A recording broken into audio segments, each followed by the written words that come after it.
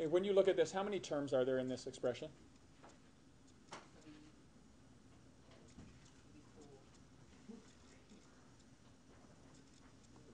Okay, so first of all, polynomial is an expression that's made up of individual terms that are added or subtracted from each other. And the rules for the polynomial is the power of x has to be a non-negative integer. And it has to be a whole number. And so here your power is 2, 1.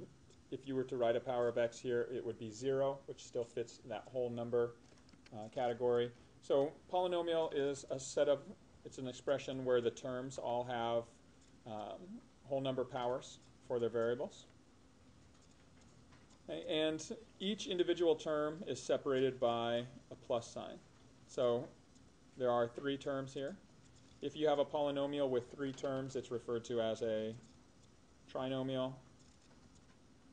If you have a polynomial with 2 terms, then that would be called a binomial.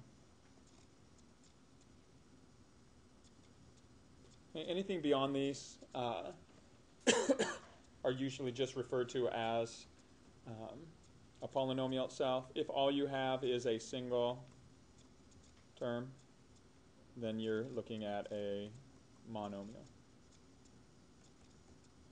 Okay, so again, just for the purpose of terminology, Lauren? For polynomials? Yeah. Okay. It's an expression with terms whose powers are whole numbers.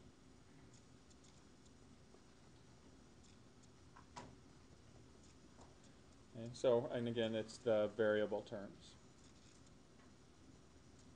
And so if you had something like this, 5x to the minus 1 plus 2, is this considered a polynomial? No, because it doesn't. The power here is a negative number. If you took something that looked like this, once again, this whole expression itself is not considered a polynomial because it has this fraction or rational power. And if you did something like this,